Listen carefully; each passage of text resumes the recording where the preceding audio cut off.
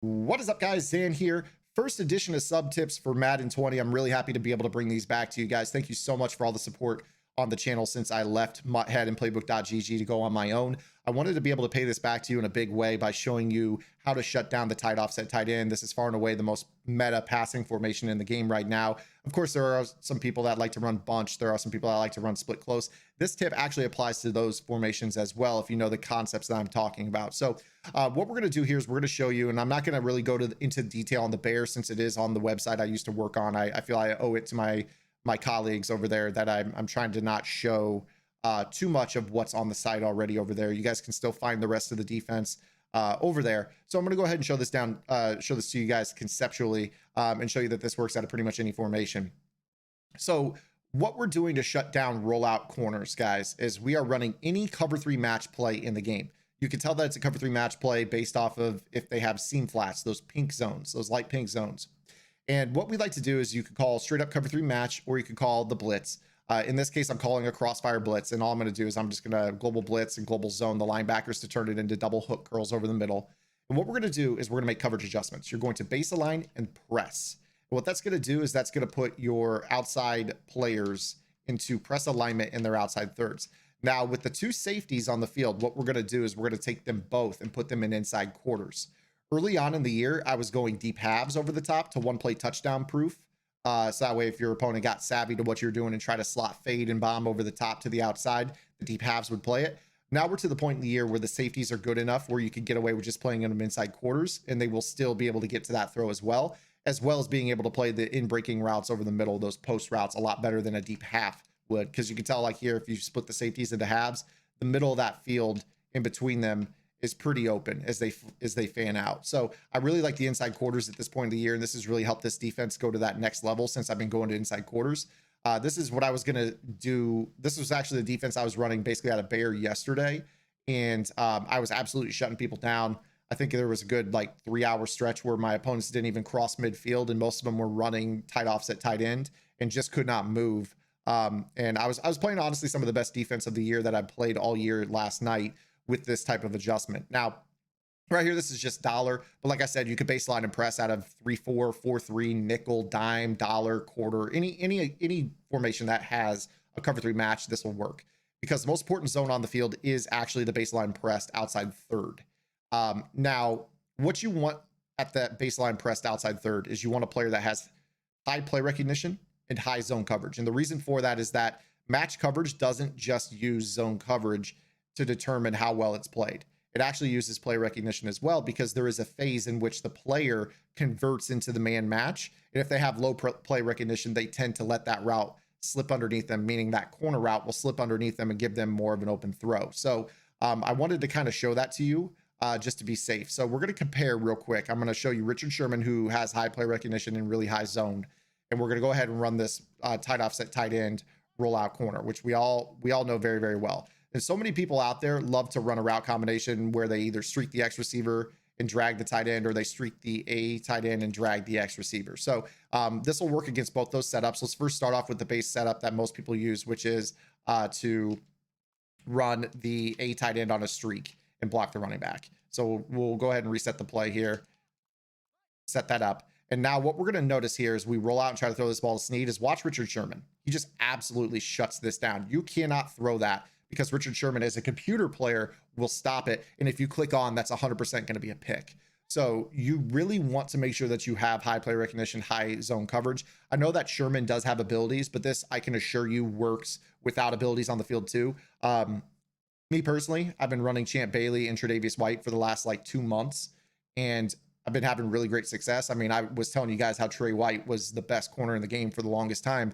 I want to say he's got 96 or 97 play rec. And then with lockdown ability, he's kimmed up to 96, 97, 98 zone on top of that. So really, really good player. And he has high play rec. And then on the other side, Champ Bailey is more of a man coverage guy, does have decent zone coverage rating, but his play recognition is also very high. And that, again, is a testament to the fact that match coverage uses both zone and play recognition to help convert guys from zone into match phase. Now let's go ahead and show you the other setup here. This is a setup which a lot of players use to thinking that the X receiver being on a streak will run off the outside third and allow them to get the corner route open. And what you'll find again, and I can't really click on with this, but what you'll find again is that it really doesn't do that. So you're gonna see how Richard Sherman just like locks onto that. And then if we go to try to throw that post over the top, that's why that quarter's there to be able to take that away, even though Hollywood Brown actually caught that in traffic. So see how that inside quarter takes the seam route over the top. Now, so many players, when you play regular cover 3, so let me check into regular cover 3, for instance. If you were to go to this and, you know, you got your safeties down the box or whatever, like so many of us like to run this. You know, if somebody were to try to run regular cover 3, we've all seen how the route combination with the streak or just a fade to X is an outside pass lead over the top. I mean, we've all been there and seen that, where it's just like, you know, outside pass lead over the top. You actually wouldn't even put the skinny post on the field to Hollywood Brown. It's just an outside pass lead as you get down the field. So I'll show you that again here as we go to regular cover 3. So if you were to try regular cover 3 and baseline and press, you know, you're not going to be able to do that. So that's why the match is so important. So if you were to run something that looks like this, roll out, I'm actually going to get sacked by Bosa or whatever, but you know, that's where you're able to like kind of bomb the ball all the way outside over the top. And that's where a lot of people are like, well, I just get bombed when I run cover 3. It's not the cover 3, it's the cover 3 match that is really best at this. So all I'm doing here, this is $326. This is a crossfire blitz. I'm just global zoning my linebackers baseline pressing.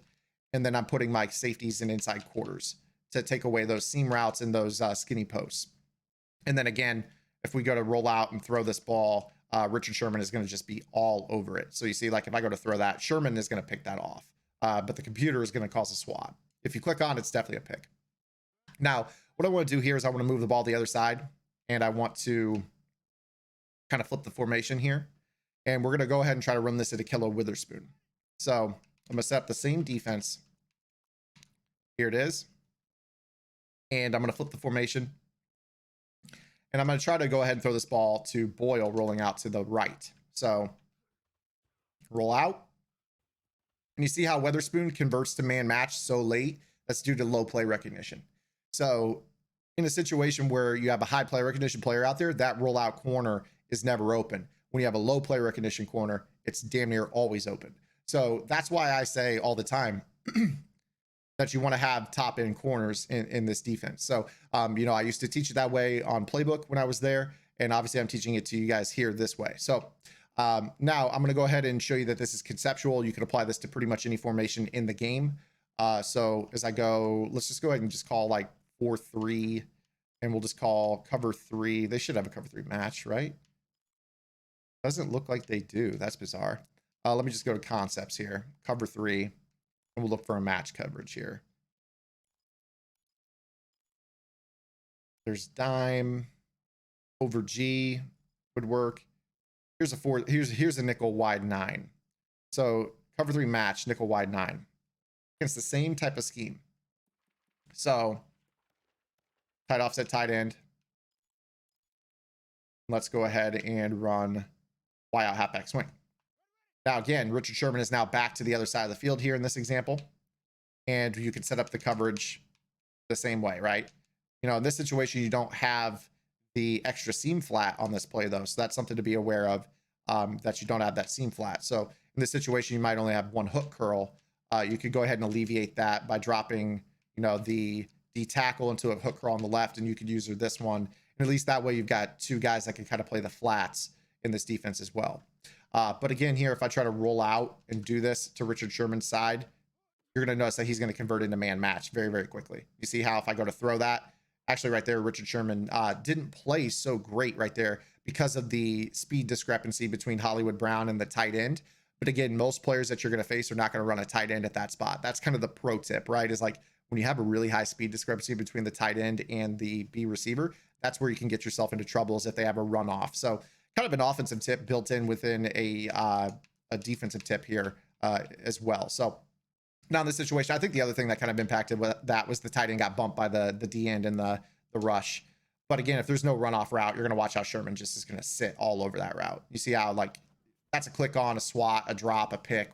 You know, if you got fast fingers, you're going to pick this route off so often. It looks like it's open in practice mode, but I can assure you it's really not. And it's especially not once you get into MUT, where the players are just super saiyan. You're talking 96 speed, 96 agility plus.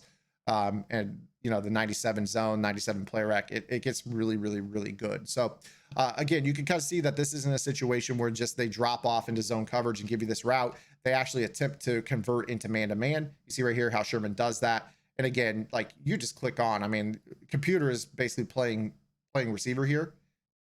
You click on, you can get through and make that play pretty easily. So now, obviously, the rollouts are part of the problem too. The fact that you can just roll out and throw that ball makes it a lot tougher because you can get a different angle on the throw and body up.